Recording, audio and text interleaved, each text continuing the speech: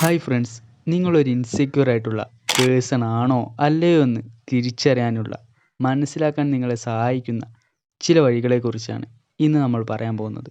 So നിങ്ങളൊരു insecurity behaviour ഉള്ള ഒരു വ്യക്തിയാണെങ്കിൽ ആ ബോധ്യം നിങ്ങളിൽ ഉണ്ടാക്കാനും ആ സത്യത്തെ മനസ്സിലാക്കാനും ഈ വീഡിയോ നിങ്ങളെ സഹായിക്കും. സോ എന്താണ് ഇൻസെക്യൂരിറ്റി? ഇൻസെക്യൂരിറ്റി എന്ന് പറയുന്നത് നിങ്ങൾ നിങ്ങളെ തന്നെ സംശയിക്കുക അല്ലെങ്കിൽ വെല്ലുവിളിക്കുക എന്നുള്ളതാണ്.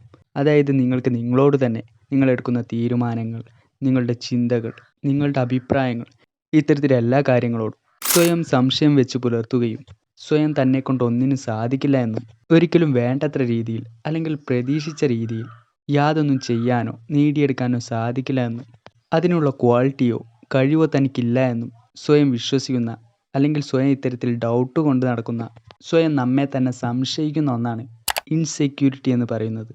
സോ ഡൗട്ട് എന്ന് പറയുന്നത് എല്ലാവർക്കുള്ള കാര്യമാണ്. അതായത് മനുഷ്യ സഹജമായ ഒന്ന്.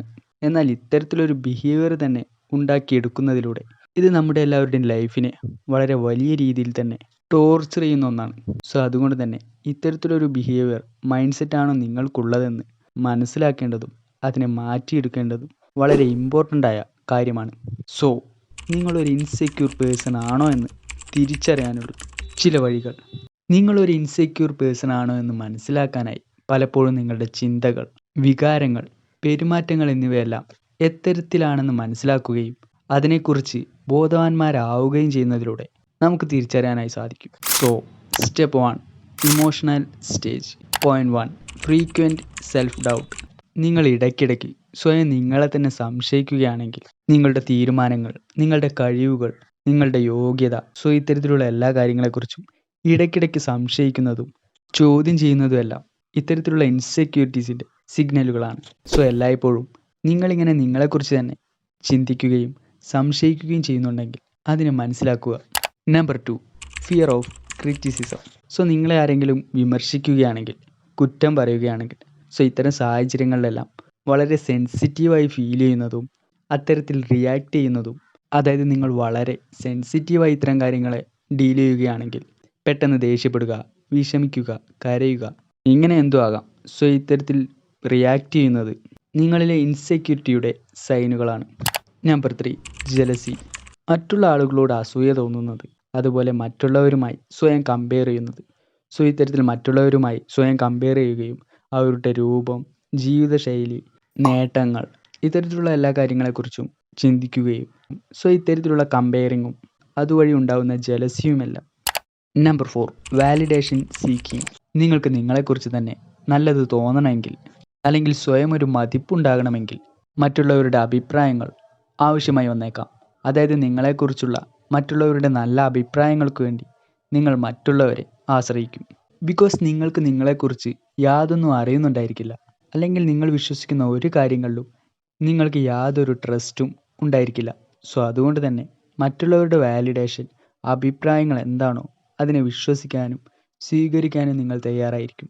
സോ ഇത്തരത്തിൽ പുറത്തുള്ള ആളുകളുടെ വാലിഡേഷന് വേണ്ടി കാത്തിരിക്കുകയും അവരുടെ റെസ്പോൺസ് എന്തു തന്നെയാണെങ്കിലും അവരുടെ വാക്കുകളിൽ വിശ്വാസം അർപ്പിക്കുകയും ചെയ്യും.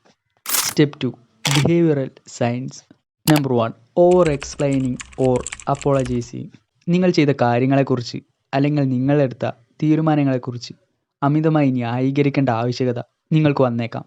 സോ ഇത്തരത്തിൽ നിങ്ങൾ ചെയ്ത പല പ്രവൃത്തികളെക്കുറിച്ചും നിങ്ങളെടുത്ത പല തീരുമാനങ്ങളെക്കുറിച്ചും അമിതമായി വിശദീകരിക്കുകയും അതിനെ നിങ്ങൾ ന്യായീകരിക്കാൻ ശ്രമിച്ചു കൊണ്ടിരിക്കുകയും ചെയ്യും. അല്ലെങ്കിൽ മറ്റൊരു തരത്തിൽ തുടർച്ചയായി ക്ഷമാപണം നടത്തിക്കൊണ്ട് സ്വയം അബദ്ധങ്ങളും തെറ്റുകളും ചെയ്തു എന്ന കുറ്റബോധത്തിൽ തുടർച്ചയായി അല്ലെങ്കിൽ ഇടയ്ക്കിടെ സോറി പറയേണ്ടതായി വന്നേക്കാം. Number 2, avoiding challenges. സോ നിങ്ങൾക്ക് ഒരു കാര്യവും ചെയ്തു നോക്കാനുള്ള ധൈര്യം ഉണ്ടായിരിക്കില്ല. ഇതിന് കാരണം നിങ്ങൾക്ക് നിങ്ങളെ തന്നെ സ്വയം സംശയമാണ് എന്നതാണ്. സോ അതുകൊണ്ട് തന്നെ പുതിയതായി എന്തെങ്കിലും കാര്യങ്ങൾ ചെയ്യാനോ പരീക്ഷിക്കാനോ നിങ്ങൾക്ക് സാധിക്കില്ല. എല്ലാത്തിനോടും ഭയവും എന്നെക്കൊണ്ട് സാധിക്കില്ല, അല്ലെങ്കിൽ ഞാൻ പരാജയപ്പെടുമെന്നുള്ള തോന്നലുമായിരിക്കും നിങ്ങൾക്കുണ്ടാകുന്നത്. സോ അതുകൊണ്ട് തന്നെ നിങ്ങൾക്ക് എന്തെങ്കിലും പുതിയ കാര്യങ്ങൾ പഠിക്കണമെന്നുണ്ടെങ്കിലോ അല്ലെങ്കിൽ പരീക്ഷിച്ച് നോക്കണം, ട്രൈ ചെയ്യണമെന്നെല്ലാം ഉണ്ടെങ്കിലും നിങ്ങളുടെ മനസ്സതിന് അനുവദിക്കില്ല. എന്നെക്കൊണ്ട് അതിന് സാധിക്കില്ല, അതിനൊന്നും കഴിയില്ല, അല്ലെങ്കിൽ ഞാൻ പരാജയപ്പെടും എന്നുള്ള തോന്നൽ കൊണ്ടല്ല പല കാര്യങ്ങളും നിങ്ങൾ മാറ്റിവെക്കുകയും അല്ലെങ്കിൽ ഒഴിവാക്കുകയും ചെയ്യും. Number 3, people pleasing. ഇത് നമ്മൾ നൈസ് ഗൈസ് ബിഹേവിയറിൽ പറഞ്ഞതാണ്. സോ അതായത് മറ്റുള്ളവരെ സന്തോഷിപ്പിക്കാനും അവരെ കംഫോർട്ടായി നിലനിർത്താനും വേണ്ടി നിങ്ങൾ സ്വയം ചുരുങ്ങാനായി തയ്യാറായിരിക്കും. അതായത് നിങ്ങളുടെ സ്വന്തം ചിലവിൽ പോലും അംഗീകാരം നേടുന്നതിന് മറ്റുള്ളവരുടെ സന്തോഷത്തിന് മുൻഗണന നൽകുക. സോ ഇത്തരത്തിൽ മറ്റുള്ളവരെ സന്തോഷിപ്പിക്കാനും പ്രീതിപ്പെടുത്താനും വേണ്ടി സ്വയം ഇല്ലാതാകുന്ന അവസ്ഥ, ഇത്തരത്തിൽ മറ്റുള്ളവരുടെ വാലിഡേഷൻ, അവരുടെ മനസ്സിൽ താനൊരു നല്ല വ്യക്തിയാണെന്ന ഇമേജ്, ചിന്താഗതി ഉണ്ടാകണമെന്ന് ചിന്തിക്കുന്ന ഒരു തരം behaviour. Number 4, over compensation. So എന്നെക്കൊണ്ട് ഒന്നിനും സാധിക്കില്ല, എനിക്കൊന്നും ഇല്ല, ഇത്തരത്തിലുള്ള ഫീലിങ്സ് എല്ലാം മറച്ചു വയ്ക്കാനായി അല്ലെങ്കിൽ അവരുടെ ഉള്ളിലുള്ള നിരാശയും മറ്റുള്ളവർ തന്നെക്കുറിച്ച് യാതൊന്നും മനസ്സിലാക്കരുത് എന്നുള്ള ചിന്താഗതിയും കാരണം പലപ്പോഴും ഇവർ അമിതമായി പൊങ്ങച്ചം പറഞ്ഞേക്കാം. അതായത് അവരുടെ പല നേട്ടങ്ങളെയും വീമ്പിളക്കുകയും പെരുപ്പിച്ച് കാണിക്കുകയും ചെയ്തേക്കാം. സോ ഇത്തരത്തിൽ മറ്റുള്ളവർക്കിടയിൽ താൻ ഒരു കഴിവില്ലാത്തവനോ പരാജിതനോ അല്ലെന്ന് കാണിക്കാനായി സ്വയം ഇവർ വീമ്പിളക്കിയേക്കാം. Step 3, cognitive patterns. Number 1, negative self talk. ഇടയ്ക്കിടെ നിങ്ങൾ നിങ്ങളെ തന്നെ സ്വയം കുറ്റപ്പെടുത്തുക അല്ലെങ്കിൽ വിമർശിക്കുക. സോ ഇത്തരത്തിലുള്ള പെരുമാറ്റങ്ങളെല്ലാം, അതുപോലെ താൻ ഒന്നിനും തികഞ്ഞവനല്ല, യാതൊരു ക്വാളിറ്റീസും ഇല്ല എന്നുള്ള ഫീലിങ്സ് എല്ലാം ഉണ്ടാകുന്നത് ഇൻസെക്യൂരിറ്റീസിൻ്റെ ലക്ഷണങ്ങളാണ്. Number 2, over thinking. സോ മറ്റുള്ള ആളുകൾ നിങ്ങളെക്കുറിച്ച് എന്താണ് ചിന്തിക്കുന്നത്, എന്തെല്ലാമാണ് പറയുന്നത്, സോ ഇത്തരത്തിലുള്ള കാര്യങ്ങളെക്കുറിച്ചെല്ലാം അമിതമായി ചിന്തിക്കുകയും അത്തരത്തിൽ നെഗറ്റീവായി സ്വയം കാണുകയും ചെയ്യുന്നത്, അല്ലെങ്കിൽ മോശമായ പല സാഹചര്യങ്ങളെക്കുറിച്ചും വീണ്ടും തിങ്ക് ചെയ്തുകൊണ്ടിരിക്കുന്നത്, നമുക്ക് സാധിക്കാതെ പോയ പല കാര്യങ്ങളെക്കുറിച്ചും അതുപോലെ നമുക്ക് പറ്റിയ പല അബദ്ധങ്ങളെക്കുറിച്ചും പല തെറ്റുകളെക്കുറിച്ചും വീണ്ടും ചിന്തിക്കുന്നതും ഇത്തരത്തിലുള്ള കാര്യങ്ങൾക്ക് ഇടയാക്കിയേക്കാം. നമ്പർ 3, കാറ്റാസ്ട്രോഫൈസിങ്. സാഹചര്യങ്ങളിൽ ഏറ്റവും മോശമായതിനെക്കുറിച്ച് ചിന്തിച്ചുകൊണ്ടിരിക്കുക. പ്രത്യേകിച്ച് മറ്റുള്ളവർ നിങ്ങളെ എത്തരത്തിലാണ് കാണുന്നത് എന്നതിനെക്കുറിച്ച്. മറ്റുള്ളവർ നിങ്ങളെ ഒരു മോശം വ്യക്തിയായി അല്ലെങ്കിൽ ഒരു പരാജിതനോ കഴിവില്ലാത്തവനോ ആയി കാണാനായി കാരണമായിട്ടുണ്ടെന്ന തോന്നൽ നിങ്ങളിൽ എപ്പോഴും ഉണ്ടായേക്കാം. സോ ഇത്തരത്തിലുള്ള ദുരന്തം ചിന്താഗതികളായിരിക്കും നിങ്ങളിൽ ഉണ്ടായിരിക്കുക. Step 4, physical reactions. Number 1, nervousness in social situations. സാമൂഹിക സാഹചര്യങ്ങളിൽ മറ്റുള്ള ആളുകളുമായി ഇടപഴകേണ്ടി വരുമ്പോൾ നിങ്ങൾ ഒരുപാട് ടെൻസ്ഡായി ഫീൽ ചെയ്തേക്കാം. അത്തരം സാഹചര്യങ്ങളിൽ നിങ്ങൾ വളരെ അൺകംഫോർട്ടായി ഫീൽ ചെയ്തേക്കാം. Number 2, body language. സോ നിങ്ങളുടെ ബോഡി ലാംഗ്വേജ് എപ്പോഴും ക്ലോസ്ഡ് ആയിരിക്കും, അതായത് ക്ലോസ്ഡ് പോസ്ചർ ആയിരിക്കും നിങ്ങൾ മെയിൻറ്റെയിൻ ചെയ്യുന്നത്. അതുപോലെ നിങ്ങൾക്ക് മറ്റുള്ളവരുമായി ഐ കോണ്ടാക്ട് നല്ല രീതിയിൽ മെയിൻറ്റെയിൻ ചെയ്യാനായി സാധിക്കില്ല. നിങ്ങൾക്ക് വളരെ സ്ട്രെസ്ഡായി ഫീൽ ചെയ്തേക്കാം, വളരെ ടെൻസ്ഡായി അൺകംഫർട്ടുമായി അത്തരം സാഹചര്യങ്ങൾ അനുഭവപ്പെട്ടേക്കാം.